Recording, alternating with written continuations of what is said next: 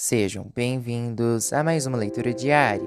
A passagem de hoje se encontra no livro de 2 Coríntios, do capítulo 1 ao capítulo 4. Saudação!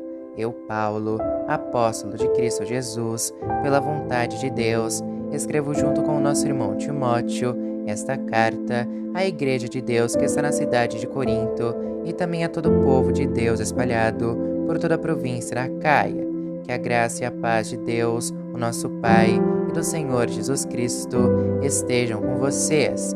A ajuda de Deus nos sofrimentos. Louvado seja o Deus e Pai, nosso Senhor Jesus Cristo, o Pai bondoso, o Deus de quem todos recebem ajuda. Ele nos auxilia em todas as nossas aflições para podermos ajudar os que têm as mesmas aflições que nós temos. E nós damos aos outros a mesma ajuda que recebemos de Deus, porque assim como tomamos parte nos muitos sofrimentos de Cristo, assim também, por meio dele, participamos da sua grande ajuda. Se sofremos, é para que vocês recebam ajuda e salvação.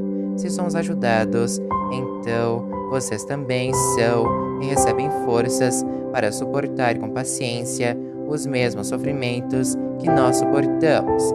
Desse modo, a esperança que temos em vocês está firme, pois sabemos que assim como vocês tomam parte nos nossos sofrimentos, assim também recebem a ajuda que Deus dá.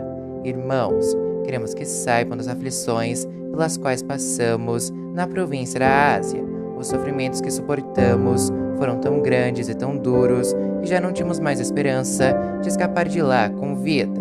Nós nos sentimos como condenados à morte, mas isso aconteceu para que aprendêssemos a confiar não em nós mesmos, e sim em Deus, que ressuscita os mortos.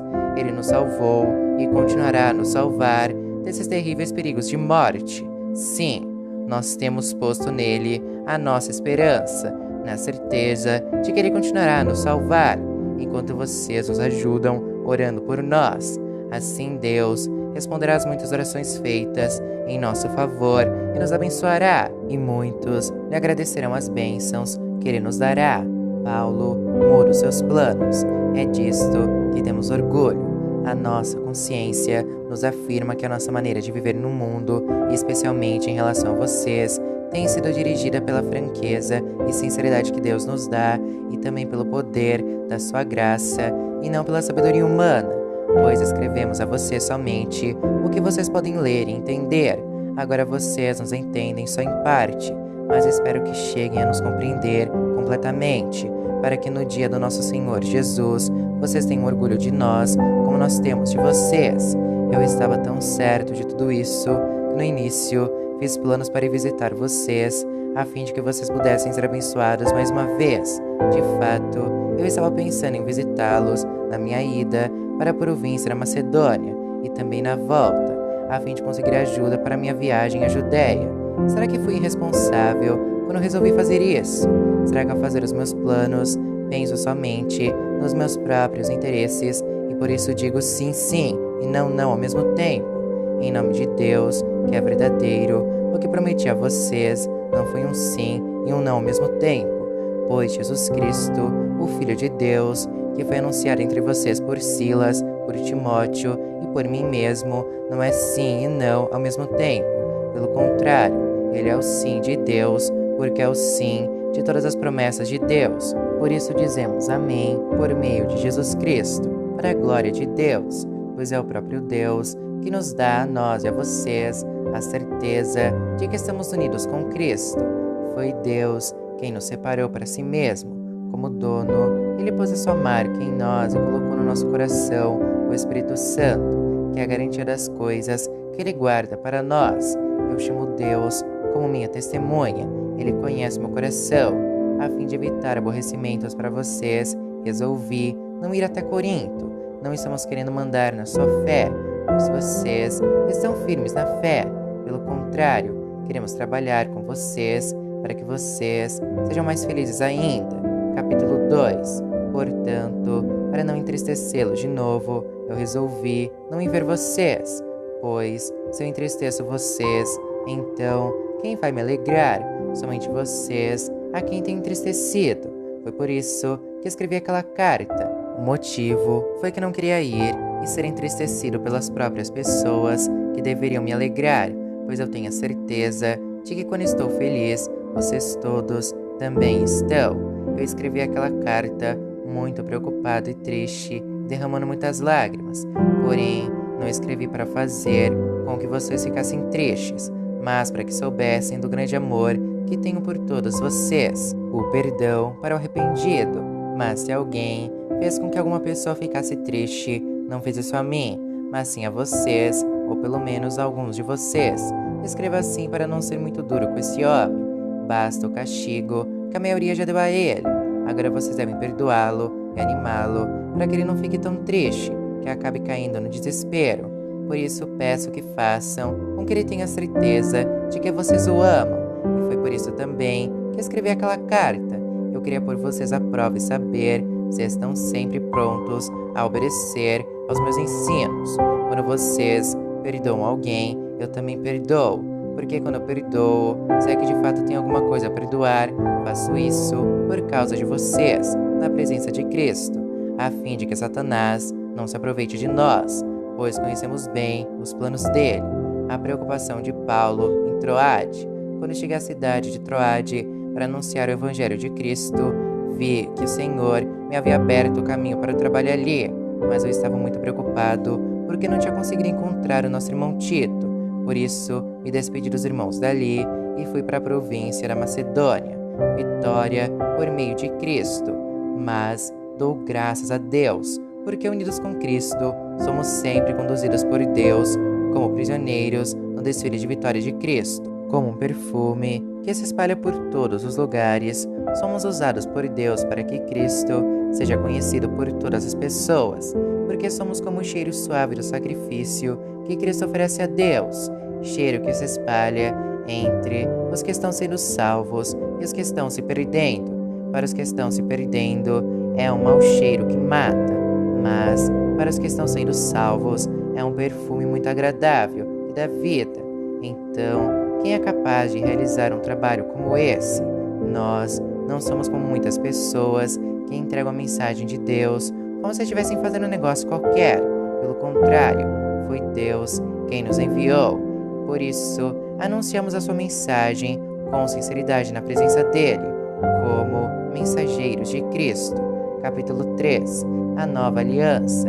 Quando dizemos isso, será que estamos começando a nos elogiar a nós mesmos? Por acaso, como acontece com alguns, nós precisamos entregar cartas de recomendação para vocês ou pedi-las a vocês. Vocês mesmos são a nossa carta, escrita no nosso coração, para ser conhecida e lida por todos. Sim, é claro que vocês são uma carta escrita pelo próprio Cristo e entregue por nós. Ela não foi escrita com tinta, mas com o Espírito do Deus vivo. Ela não está gravada em placas de pedra, mas em corações humanos. Dizemos isso por causa da confiança que temos em Deus por meio de Cristo. Em nós não há nada que nos permita afirmar que somos capazes de fazer esse trabalho, pois a nossa capacidade vem de Deus. É Ele quem nos torna capazes de servir a nova aliança, que tem como base não a lei escrita, mas o Espírito de Deus. A lei escrita mata, mas o Espírito de Deus dá vida. Quando a lei, que traz a morte, foi gravada em placas de pedra, a glória de Deus apareceu e o rosto de Moisés ficou brilhando. O brilho do seu rosto já estava desaparecendo quando ele entregou as placas ao povo de Israel. Mas mesmo assim esse brilho era tão forte que os israelitas não podiam fixar os olhos em Moisés. Se o domínio da lei veio com tanta glória, quanto maior ainda a glória que acompanha o domínio do Espírito de Deus. A lei que condena as pessoas teve glória, porém muito mais glória tem o Espírito que traz a salvação, pois a glória que antes era tão grande não é mais nada por causa da glória de agora, que é muito maior, de modo que se houve glória naquilo que durou somente um pouco de tempo, muito mais glória tem aquilo que dura para sempre. E porque temos essa esperança, agimos com toda confiança. Nós não fazemos como Moisés, que cobriu o rosto com um véu, para que os israelitas não pudessem ver que o seu brilho estava desaparecendo. Mas eles não queriam compreender e até hoje, quando quando eles leem os livros da Antiga Aliança, a mente deles está coberta com o mesmo véu, e esse véu só é tirado quando a pessoa se une com Cristo. Mesmo agora, quando eles leem a lei de Moisés, o véu ainda cobre a mente deles, mas o véu pode ser tirado, como dizem as Escrituras Sagradas. O véu de Moisés foi tirado quando ele se voltou para o Senhor. Aqui a palavra Senhor quer dizer o Espírito, e onde o Espírito do Senhor está presente, aí existe liberdade. Portanto, todos nós, com o rosto descoberto, refletimos a glória que vem do Senhor. Essa glória vai ficando cada vez mais brilhante e vai nos tornando cada vez mais parecidos com o Senhor, que é o Espírito. Capítulo 4. Tesouros espirituais em potes de barro. Deus, na sua misericórdia, nos deu essa tarefa, e é por isso que nunca ficamos desanimados. Nós rejeitamos tudo que é feito escondido e tudo que é vergonhoso. Não agimos de má fé, nem falsificamos a mensagem de Deus. Pelo contrário, agimos sempre abertamente, de acordo com a verdade. E assim as pessoas têm uma boa impressão de nós, que vivemos na presença de Deus. Porque esse evangelho que anunciamos está escondido somente para os que estão se perdendo. Eles não podem crer, pois o Deus deste mundo conservou a mente deles na escuridão. Ele não os deixa ver a luz que brilha sobre eles, a luz que vem da boa notícia a respeito da glória de Cristo, o qual nos mostra como Deus realmente é, pois nós não anunciamos a nós mesmos, nós anunciamos Jesus Cristo como Senhor e a nós como servos de vocês por causa de Jesus.